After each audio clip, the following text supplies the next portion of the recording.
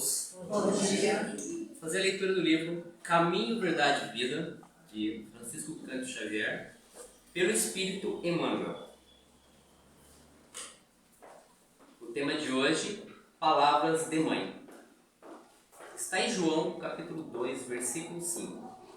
Sua mãe disse aos serventes: fazei tudo quanto ele vos disser.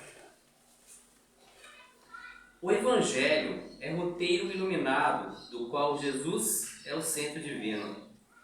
Nessa carta da redenção, rodeando-lhe a figura celeste, existem palavras, lembranças, dádivas e indicações muito amadas dos que lhe foram legítimos colaboradores no mundo. Recebemos aí recordações amigas de Paulo, de João, de Pedro, de companheiros outros do Senhor, e que não podemos esquecer. Todos igualmente, no documento sagrado, reminiscências de Maria. Temos igualmente no documento sagrado reminiscências de Maria. Examinemos suas preciosas palavras em Caná, cheias de sabedoria e amor materno. Geralmente, quando os filhos procuram a carinhosa intervenção de mãe, é que se sentem órfãos de ânimo ou necessitados de alegria. Por isso mesmo, em todos os lugares do mundo, é comum observarmos filhos discutindo com os pais e chorando ante corações maternos. Interpretado com justiça por anjo tutelar do cristianismo, às vezes é com imensas aflições que recorremos a Maria. Em verdade, o versículo do apóstolo João não se refere a paisagens dolorosas. O episódio ocorre numa festa de bodas, mas podemos aproveitar-lhe a sublime expressão simbólica. Também nós estamos na festa de noivado do Evangelho com a Terra. Apesar dos quase 20 séculos decorridos, o júbilo ainda é de noivado, porquanto não se verificou até agora a perfeita união. Nesse grande concerto da ideia renovadora, somos serventes humildes. Em muitas ocasiões, esgota-se o vinho da esperança. Sentimos-nos extenuados, desiludidos, imploramos ternura maternal e eis que Maria nos responde: fazei tudo quanto ele vos disser. O conselho é sábio e profundo e foi colocado no princípio dos trabalhos de salvação. Escutando semelhante advertência de mãe, meditemos se realmente estaremos fazendo tudo quanto o Mestre nos disse. Assim seja. Agora convido a todos a fechar os olhos para a oração de abertura. Senhor, estamos aqui reunidos neste ambiente de paz, em busca de um conforto espiritual, em busca das verdades eternas. Pedimos então, Senhor, o amparo para estarmos sintonizados com os benfeitores que aqui estão, para assim nos beneficiarmos ao máximo das energias deste ambiente, com os ensinamentos que iremos receber hoje, passados pelo palestrante, para que possamos sair daqui fortalecidos física e espiritualmente e mais esclarecidos acerca das verdades eternas, mais conscientes da necessidade de se viver de acordo com as tuas leis, de acordo com os ensinamentos de Jesus, e assim, em nosso dia a dia, buscarmos perseverar no caminho do bem, em busca do nosso aprimoramento espiritual. Pedimos também por todas as pessoas que se encontram desviadas do caminho do bem, que se encontram iludidas pelas tentações do mundo material. Dai a elas, Senhor, o discernimento, para que possam despertar e retornarem ao caminho reto que conduz a Ti, Senhor. Queremos pedir nesse dia que se homenageia as mães, para que todas as mães da terra e do plano espiritual possam receber vibrações de paz, harmonia, gratidão e amor. Pedimos ainda, Senhor, esteja sempre conosco, nos amparando nos momentos de dificuldades, nos protegendo de todo o mal, nos guiando em todos os momentos, e que esta paz que todos estamos sentindo aqui nesse momento, possamos levá-la para o decorrer da semana que se inicia. Que assim seja. Quem vai nos trazer a palavra de hoje, né, é Fernando Petrossi. Ele é trabalhador do Centro Espírita João Guignoni, que fica em Campo Largo. Isso. Seja muito bem-vindo. Seja muito bem-vindo. Obrigado. A palavra é sua. Então, bom dia a todos. Bom dia. Que Jesus nos abençoe. Reforçando ali o que a nossa amiga disse, né? Parabéns a todas as mamães desse plano e do outro, que nessa data possam ser lembradas com carinho, com bastante respeito, que todas as mães devem, e que elas nos ajudam, né? Afinal, foi por conta delas que a gente retornou para a encarnação, né? Se não tivesse as mães, a gente estaria no plano espiritual até agora tentando uma vaga para reencarnar e não teria jeito. Então elas têm esse grande mérito de nos trazer de volta para a vida material, porque é aqui que a gente precisa viver as nossas experiências, né? E essas experiências desculpa, nem sempre são tranquilas. Embora o desejo de todas as mães é que seus filhos sejam sempre felizes, bem-sucedidos nos seus projetos, a gente sabe que na jornada reencarnatória as coisas não são tão simples assim. Porque aos olhos da espiritualidade, a gente tem um plano. E quando reencarnamos, normalmente a gente muda um pouquinho esses planos. A gente tem a nossa memória bloqueada lá dos nossos projetos, e a gente acaba indo por outros caminhos que não são os melhores. Não são os melhores aos olhos da Terra, não são os melhores aos olhos do Espírito, mas são aqueles aos quais a gente consegue fazer com a nossa vontade, com o nosso livre-arbítrio, porque a jornada na Terra, a gente sabe, ela é temporária, mas a grande jornada espiritual, essa é eterna. Então a gente vem para a Terra com um propósito. E as mães nos ajudam a fazer com que esse propósito siga em frente. Mas depois a gente vai crescendo, vai esquecendo e algumas vezes, não são todas, a gente se desvia. E aí as mães estão sempre lá para nos acolher e nos amparar. Então as mães são como a doutrina espírita, né? Tem esse caráter consolador.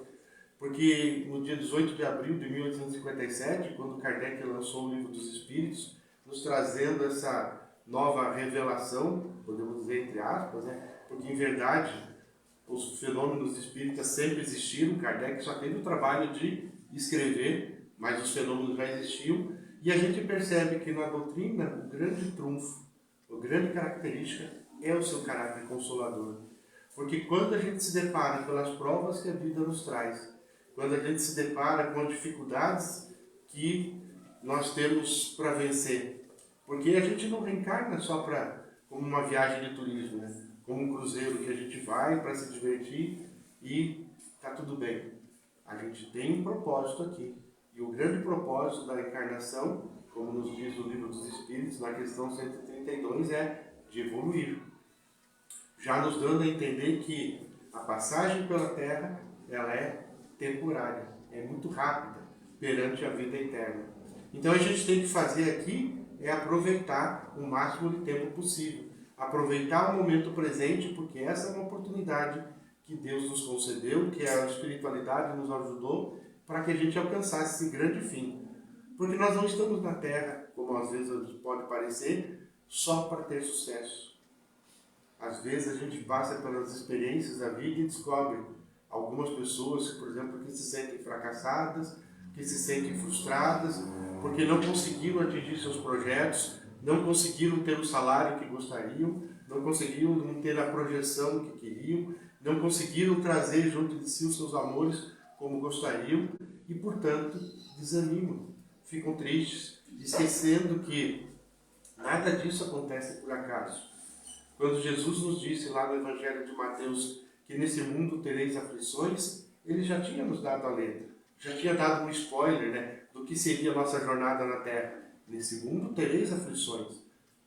Por que Jesus está falando isso? Dá a impressão que ele estava ali já nos jogando um pá de cal nos nossos projetos de felicidade, né? Já nos tirando todo o ânimo. Mas Jesus sabe das questões que a gente tem. Ele sabe que a nossa vida não começou no momento em que nossas queridas mamães nos trouxeram para essa encarnação, mas começou muito antes. Se perde lá na origem dos tempos. Então a gente vem nessa trajetória, a cada evolução, a cada encarnação, a gente vai desenvolvendo, a gente vai dando um passinho a mais. A gente vai colocando uma pecinha no nosso quebra-cabeça, que no final das contas vai formar a imagem que a gente não tem ainda, essa imagem pronta. Na ansiedade a gente quer que a imagem, que a figura já esteja pronta, mas ela vai se compondo, encarnação em cada encarnação, uma pecinha atrás da outra. Então esse grande propósito da vida é a evolução, é o conseguir essa paz eterna, essa paz tranquila, essa paz harmoniosa que a gente vai conseguir o dia, mas até lá, Jesus já nos disse, nessa encarnação tereis aflições. Só que ele também deu o seu ponto consolador, mas tem de bom ânimo, porque eu venci o mundo.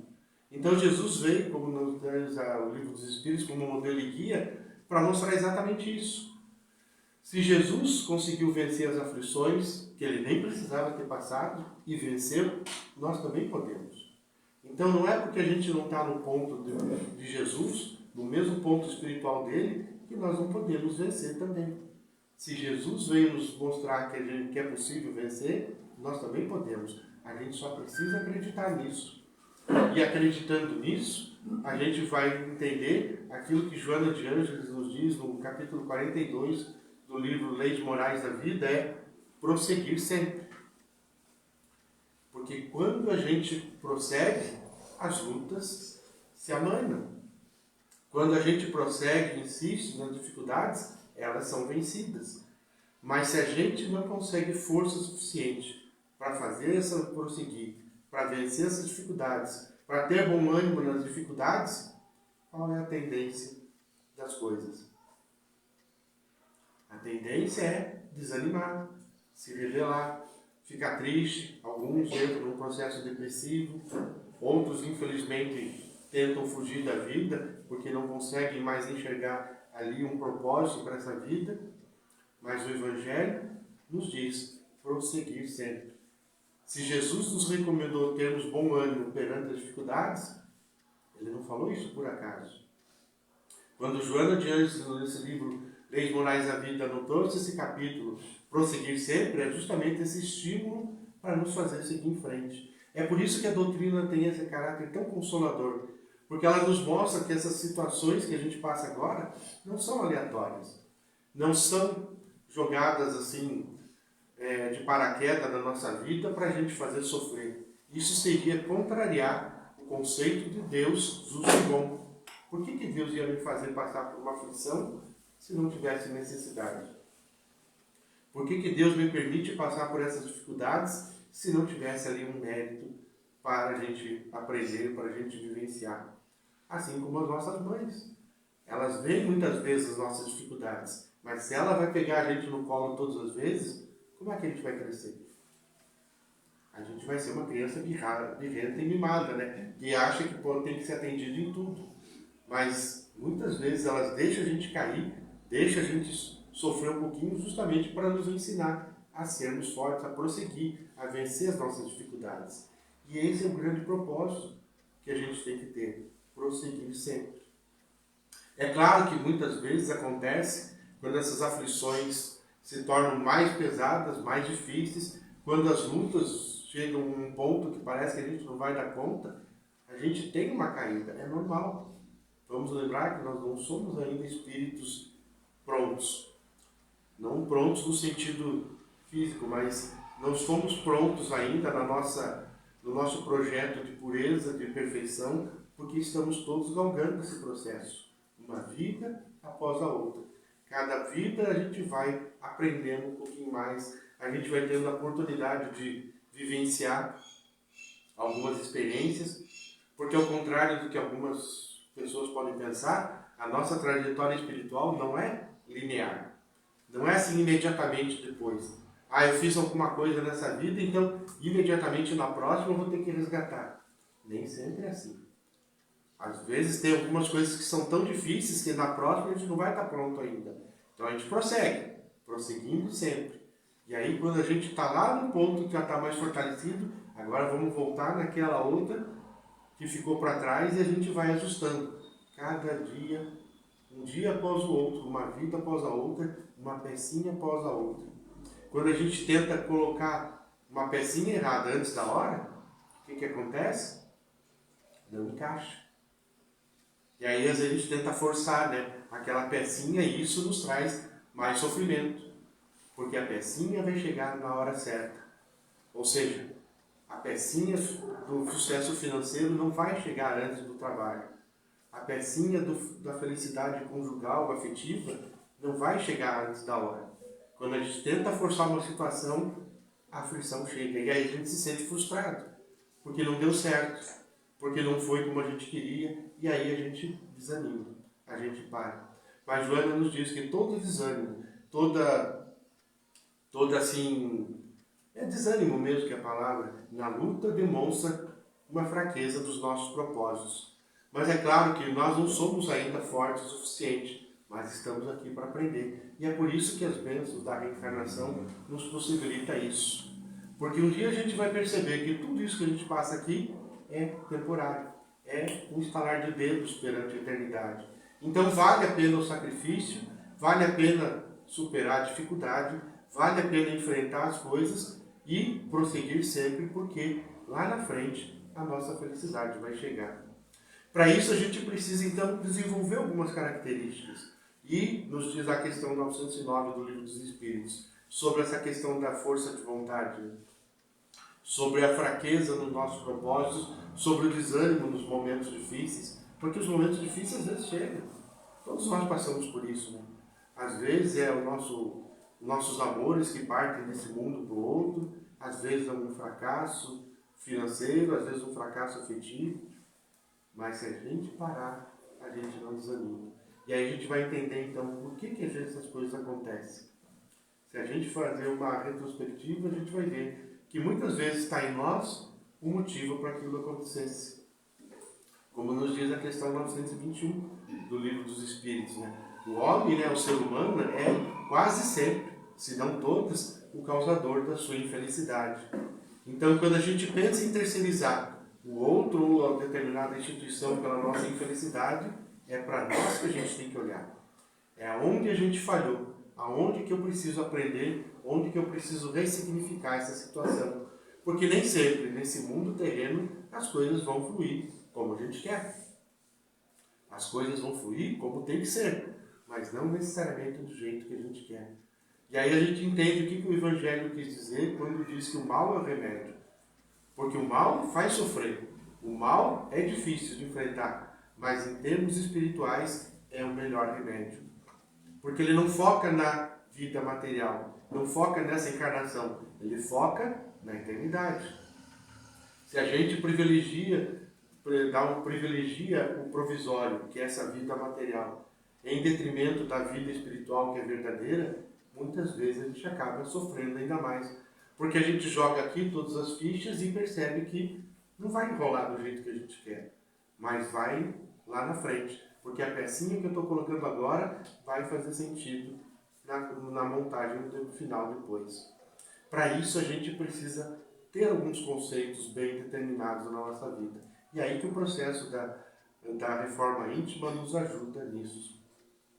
Na questão 909 do Livro dos Espíritos, Kardec já estava preocupado com essas questões, né? Como conseguir nessa vida mesmo, tem jeito de nessa vida mesmo a gente fazer alguma coisa para ser melhor, para vencer nossas dificuldades, ser um pouquinho mais feliz? E aí os Espíritos disseram que sim, que tem. A gente só precisa fazer esforços muito pequenos, o que é perturbador, né? A gente acha que às vezes tem que fazer grandes coisas, mas a gente só precisa fazer pequenas coisas no nosso dia a dia para poder mudar. A gente não precisa mudar o mundo, a gente precisa mudar o nosso mundo. Porque quando a gente transforma o nosso mundo, todo o resto acaba se melhorando. Como diz um preceito da programação neurolinguística, né, a PNL, quando a gente muda, o mundo também muda. Não por milagre, não por ação do alto, mas a nossa forma de olhar se transforma. A gente para de olhar a vida com pessimismo e começamos a olhar com otimismo. A gente para de olhar o problema e começamos a olhar a solução. Então, quando a gente muda o nosso foco, o nosso jeito de olhar, todas as outras coisas se tornam mais simples. Mas para isso, e aí que vem a questão do Livro dos Espíritos, nessa pergunta 909, para isso a gente precisa exercer a nossa vontade. E eles ainda dão duro na gente, né? Quantos de nós temos a vontade nos lábios, mas não temos efetivamente no coração?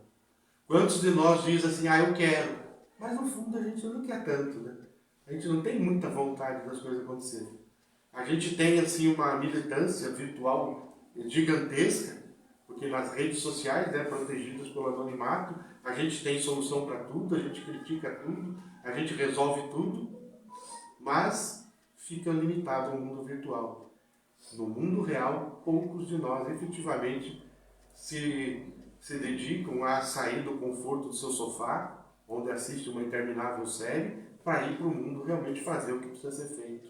Então, no fundo, a gente fala que quer, mas não quer tanto, porque a nossa perseverança ainda não está fortalecida.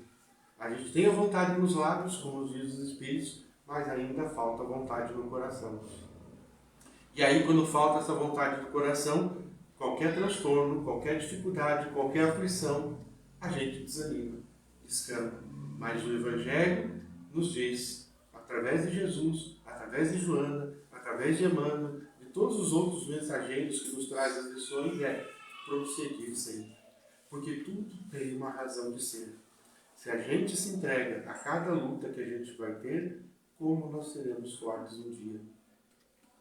Se cada aluno joga no canto o caderno porque não consegue fazer uma continha, como é que ele vai se desenvolver na escola? Então é preciso que a gente realmente use as nossas energias para o bem.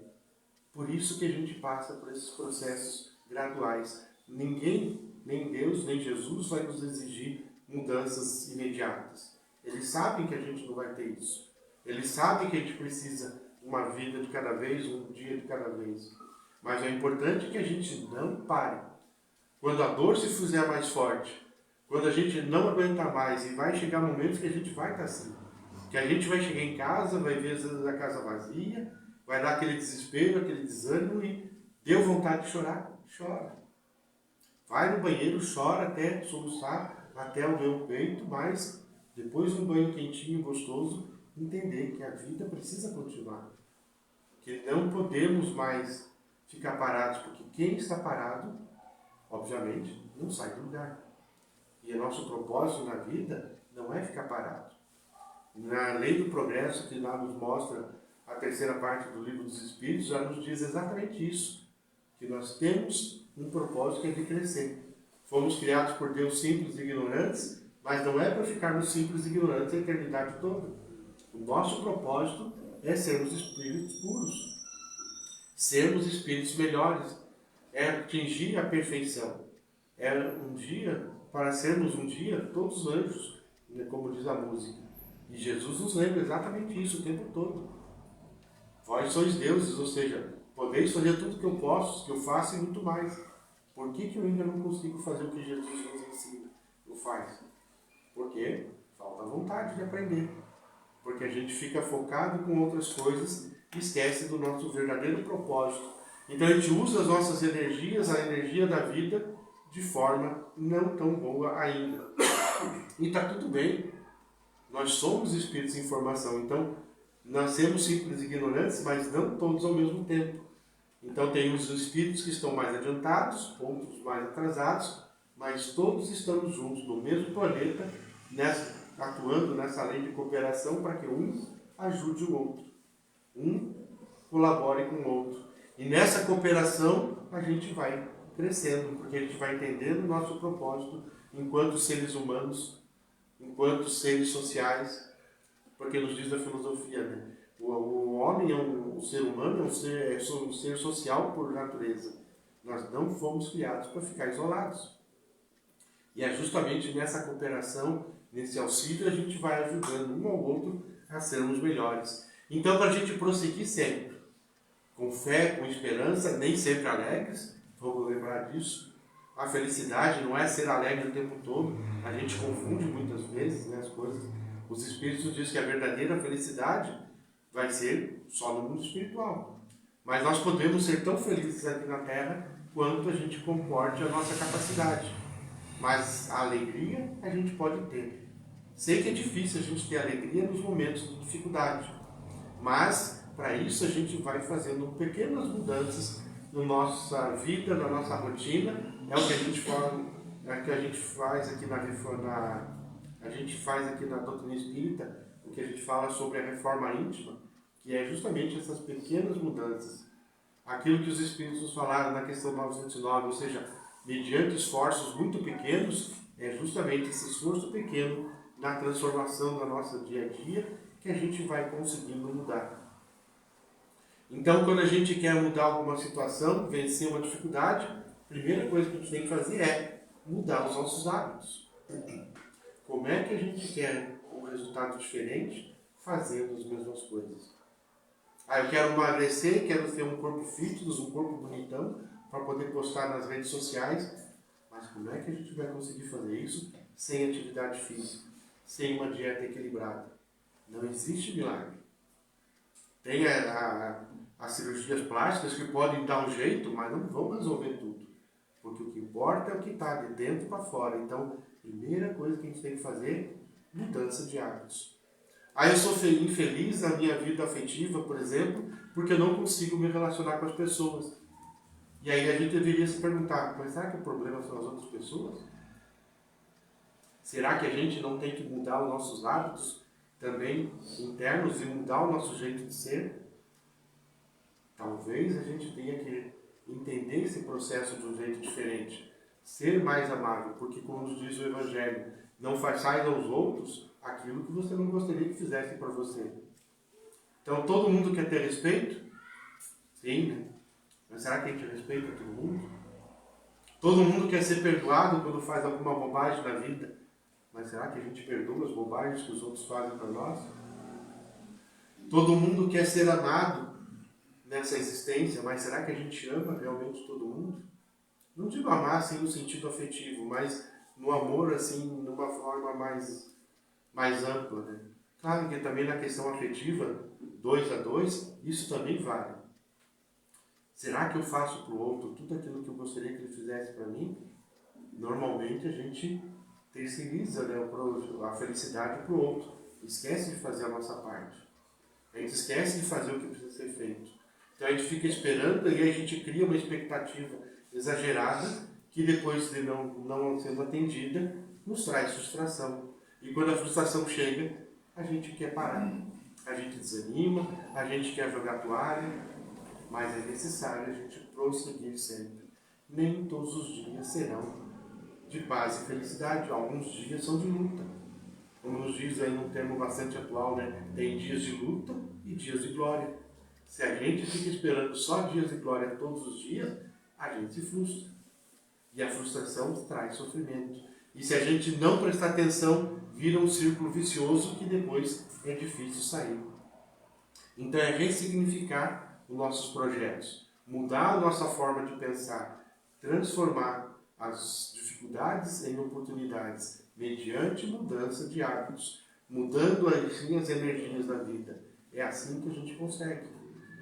A gente nunca vai ter resultados diferentes fazendo a mesma coisa. Muitas vezes a gente precisa ter coragem de quebrar as circunstâncias para tomar um caminho diverso. Às vezes ter a coragem de sair de perto para conseguir chegar lá. O que não significa a gente abandonar tudo ou abandonar as pessoas. mas às vezes se colocar um pouquinho de fora. Uma grande forma da gente conseguir resolver os problemas da nossa vida é nos distanciar um pouquinho, olhar as coisas de fora para dentro, porque daí a gente vê exatamente como as coisas são. Um exercício para isso é fazer de conta que o problema é do outro, porque o problema do outro a gente sempre tem solução, né? A gente só não consegue achar a solução para o nosso problema, mas o problema do outro a gente sabe. A gente tem uma cartilha certinha, ó. Você tem que fazer isso, isso e isso. Então é fazer de conta que o nosso problema é o problema do outro, então a gente vai saber exatamente o que vai fazer. Então a gente precisa transformar, mudar. A grande tônica da vida, tanto material quanto espiritual, é a mudança constante. Deus não nos criou para passividade.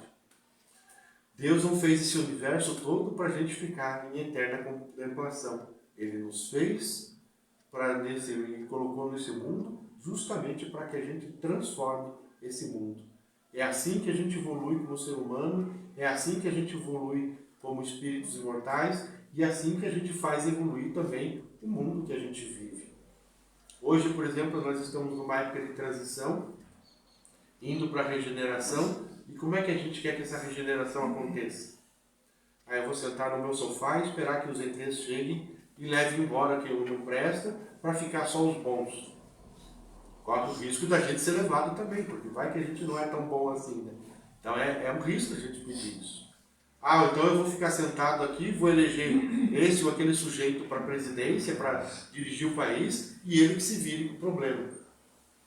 O que a gente está fazendo da nossa parte? Como é que a gente quer que o mundo seja melhor se não fazemos a nossa parte? Então a gente precisa mudar isso, mudar essa forma de pensar. Tem um presidente americano, John Kennedy, que dizia assim, né? Não pergunte o que o seu país pode fazer por você, mas o que você pode fazer para o seu país. Ou seja, justamente colocando no cidadão, no ser humano que somos, uma parte da responsabilidade. Não dá para a gente ficar só esperando que alguém faça. É preciso que a gente faça também. Por isso que do outro lado do mundo, Gandhi já nos dizia, seja você a mudança que você quer no mundo. Então, se você quer um mundo melhor para prosseguir sempre, faça parte desse processo de transformação. Não espere. Porque quando a gente espera, a gente alimenta expectativas. E as expectativas não atendidas geram frustração. E aí a gente entra de novo naquele círculo vicioso de dor, de dificuldade, querendo parar a cada instante. Mas é necessário prosseguir sempre. Porque a vida é assim mesmo, de provas e dificuldades. É assim que a gente cresce, é assim que a gente aprende. Um aluno na escola não vai aprender conceitos profundos no primeiro momento. Tudo vem numa escala gradativa. Tudo vem um dia após o outro. Se a gente não domina a tabuada, como é que a gente quer aprender física? Se a gente não consegue aprender física básica, como é que eu quero falar de física quântica, que é uma coisa muito comum no movimento espiritualistas e agora, né? Vamos falar de física quântica. Mas a gente não sabe nem da base da física. A gente não sabe nem como calcula a velocidade, porque nos falta às vezes até o conceito de tabuada. A gente esquece. No nosso tempo de criança, quando eu era criança, a gente era obrigado a decorar a tabuada. Hoje eu não vejo ninguém falando isso. Então, como que está o processo de aprendizagem?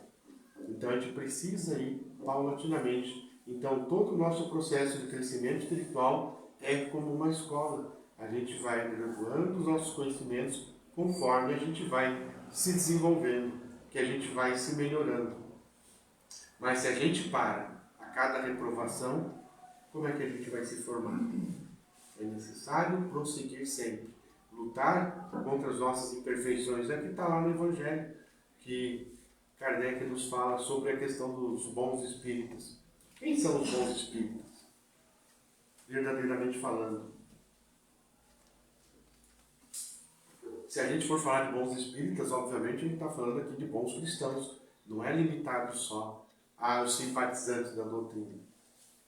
Os bons espíritos, os bons cristãos, ou seja, aqueles seres humanos comprometidos em evoluir e crescer, segundo Kardec nos diz, aqueles que lutam para vencer suas dificuldades, que lutam para domar seus maus instintos. E uma amiga até me chamou a atenção sobre esse termo, né? Domar seus maus instintos. Nós não estamos nem no ponto de educar ainda. A gente precisa domar mesmo. Às vezes a gente precisa de uma situação mais castradora, mais limitadora, justamente para segurar, porque se deixar de solto, a gente já faz bobagem. Mas a gente precisa, nesse processo de crescimento, para nos tornarmos bons cristãos, domar esses maus instintos que ainda temos. Quando a gente conseguir domar isso, quando a gente conseguir nos tornarmos seres melhores, prosseguindo sempre na luta, aí a gente vai visualizar um mundo melhor. Aí sim a gente vai efetivamente conseguir concluir a transição e passar para o mundo de regeneração. O mundo de regeneração onde o mal vai perder força. Perder força, mas ainda vai existir. Porque o mal só vai ser eliminado totalmente quando nós não estivermos mais ele no nosso coração. Então, para isso, a gente precisa aprender, a gente precisa modificar, transformar essas energias da vida para prosseguir nessa luta de progresso, de bem-estar. Então, quando o mundo estiver em regeneração, sim, será um pouquinho mais fácil. Mas não quer dizer que a luta vai parar, que a gente vai poder se acomodar. Mas são processos. Assim como na escola a gente falou, a gente vai ano após ano vencendo as dificuldades. Por isso que às vezes a gente vai aprendendo, a gente vai estudando e os problemas vão ficando mais complexos. Como diz o ditado, né? Quando mais a gente reza, mais a assombração aparece. Não é que a gente pensa assim, puxa vida, então não está adiantando rezar? Não está adiantando ser melhor se cada vez... Não, claro que adianta. Mas isso nos torna mais fortes. E quanto mais fortes, a gente pode dar conta de problemas mais complexos. Como os atletas, que conseguem levantar 300 quilos do chão. Ou seja, o peso continua igual, sempre vai ser 300 quilos, mas eles vão se tornando mais fortes. E quando eles se tornam mais fortes, claro que aquele peso já não faz mais sentido. Tem que dar um passo maior, porque esse é o caráter progressivo da vida. Sempre evoluir. A cada prova vencida, vem uma mais difícil. A cada prova concluída, a gente vai para um próximo nível. Que nem videogame. Começa com as fases mais simples, e aí, pouco a pouco, a gente vai mudando para uma fase mais difícil, até zerar o jogo. Na vida espiritual, zerar esse jogo é chegar no grau de pureza, de perfeição. Para isso, a gente precisa de algumas chaves para destravar uma fase da outra, um processo da outra. E essa chave é o amor. O amor é que nos faz seguir em frente, lembrando daquilo que Jesus nos disse, amai-vos uns aos outros. O amor também alimenta a nossa fé, de perceber que aquela dor que a gente está passando não vai ser para frente. Se a gente foca a nossa vida só nas questões materiais, só na dificuldade temporal, só nos processos aqui da matéria, a gente não vai encontrar lógica nenhuma realmente. Mas a fé nessa vida espiritual, saber que lá na frente tudo vai ser diferente, é o que nos motiva a seguir em frente. E o amor vai nos mostrando como chegar nesse processo, como conseguir chegar nessa situação mais perfeita, mais pura e mais tranquila. O amor cura os pecados do mundo, nos diz o apóstolo Pedro. E é por isso que a gente tem que se lembrar do amor o tempo todo. Fazer com que ele seja efetivamente um agente de transformação da nossa vida. Que a gente não deixe as coisas desanimarem. Porque como nos diz Maria de Nazaré, dando um recado para o Chico, que também passou por dificuldades. Muitas vezes a gente olha para a vida do Chico e pensa, nossa, que bênção. Mas a gente esquece dos problemas que ele teve, das dificuldades que ele teve, dos transtornos que ele teve. E o que Maria de Nazaré disse para ele? Tudo passa. A dificuldade vai passar, a dor vai passar, a saúde física vai melhorar. Ou seja, porque é a tendência, tudo passa, tudo evolui, tudo melhora. A gente só precisa ter a fé de que vai chegar nesse processo. Mas se a gente para naquele momento, trava e fica ali, na beira da estrada, lamentando pelas oportunidades perdidas, a gente não consegue seguir. E é necessário a gente prosseguir sempre. Mesmo com dor no coração, mesmo com as aflições, lembrando que Jesus disse, tem de bom ânimo. Buscar esse ânimo dentro de nós, dentro da nossa do nosso espírito, lembrando da nossa centelha divina que Jesus nos falou, de fazer brilhar nossa luz. Se Jesus disse que a gente tem que fazer brilhar nossa luz, o que a gente aprende pela lógica? Que todos nós temos luz. Ninguém é um ser das trevas. Ninguém é um ser negro no sentido de escuridão dentro de nós. Todos nós temos uma luz que precisa brilhar. Não importa a situação que a gente esteja. Mesmo aqueles espíritos que a gente acha que são terríveis, aquelas pessoas que a gente acha que é do mal, que é um ser das trevas, eles também têm essa luz para brilhar. E a lei de cooperação vai fazer com que a gente olhe para ele como um ser que precisa prosseguir. Se ele não dá conta de prosseguir sozinho, então, pela cooperação, a gente vai ajudar a prosseguir sempre. E quando a gente ajuda esse ser, a gente descobre que a gente também está caminhando junto. É a caridade, é o amor, como a gente estava falando. O que Jesus nos diz que é a grande chave que destrava tudo isso, todos os processos aflitivos do mundo, é o amor. Quando a gente ama um ao outro, sem preconceitos, sem julgamento, sem uma visão já distorcida da realidade, a gente aprende a seguir em frente. Pode não ser fácil, pode não ser simples, mas é possível. A palavra possível é o que realmente transforma, porque nada acontece que não seja para o nosso merecimento, para o nosso crescimento. É preciso a gente ter força para seguir em frente e aprender com aquilo, porque Deus não permitiria a gente passar por uma aflição se não fosse por nosso bem. Por isso que ele diz, tem de bom ânimo. Isso é para o seu crescimento, isso é para você aprender, para você se tornar melhor. Claro que Deus, na sua infinita misericórdia, se quisesse nos fazer perfeitos de uma hora para outra, ele faria. Mas se ele não fez isso, é porque tem um propósito. Ele quer que a gente consiga, com os nossos próprios méritos, pelo nosso próprio esforço, pelo nosso livre-arbítrio bem utilizado, chegar no ponto. Ele nos espera. Deus é a nossa origem, mas é também o nosso destino final. Ele está lá nos acenando. E nos envia Jesus e tantos outros mensageiros para nos lembrar disso. Nos lembrar que o convite é para hoje. Não é para amanhã, não é para a próxima vida, é para hoje. É esse o momento que a gente precisa fazer. Oportunidades não nos faltam. Basta que a gente tenha olhos de ver e ouvidos de ouvir. Está aí à nossa volta. O que eu preciso fazer no meu convívio para prosseguir sempre?